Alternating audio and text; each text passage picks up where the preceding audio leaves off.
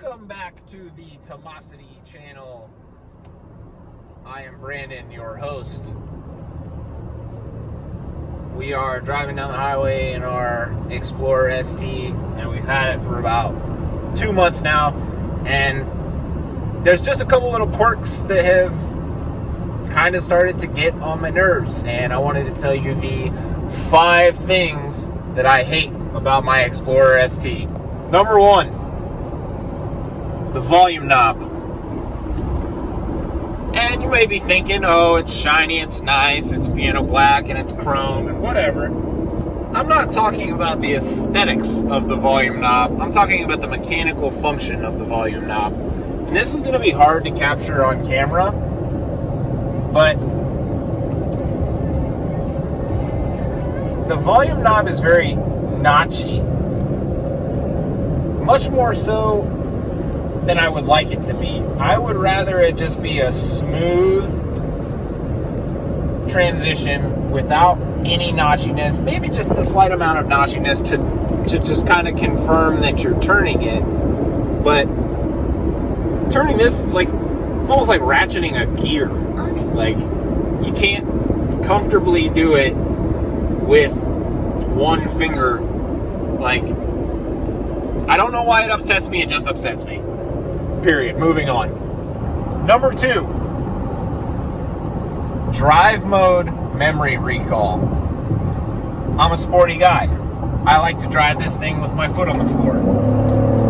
That's what makes it a fun SUV. However, it has, I think, 5 different drive modes.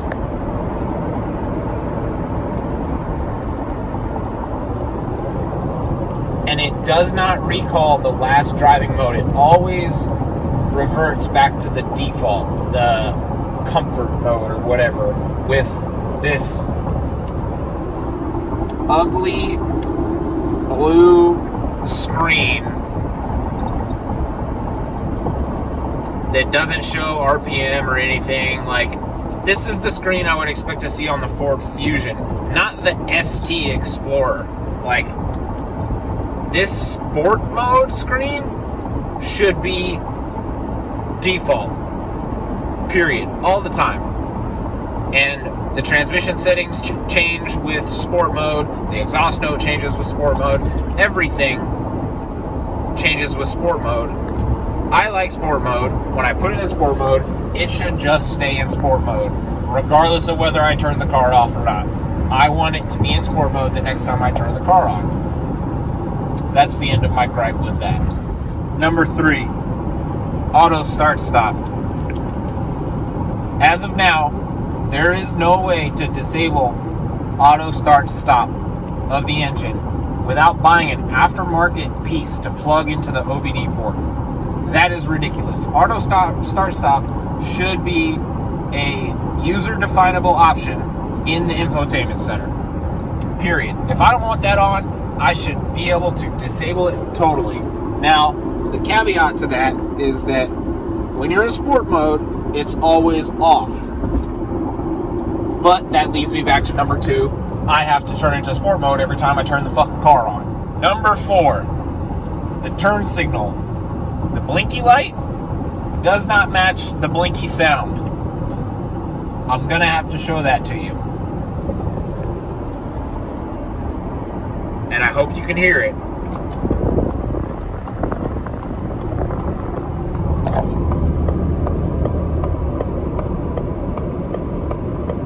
It's not synced.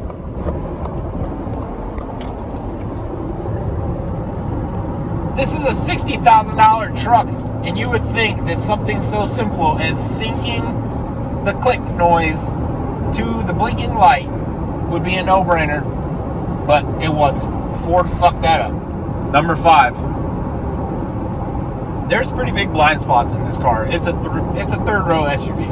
Okay, this B pillar back here is large. I'd say it's at least 6 to 8 inches wide.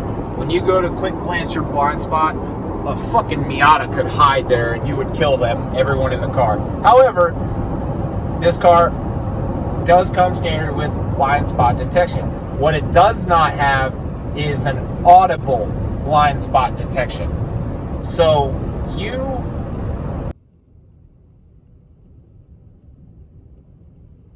have to rely on your mirrors just as much as any other vehicle. Like, why have blind spot detection if you have to look at your mirror for a blind spot light?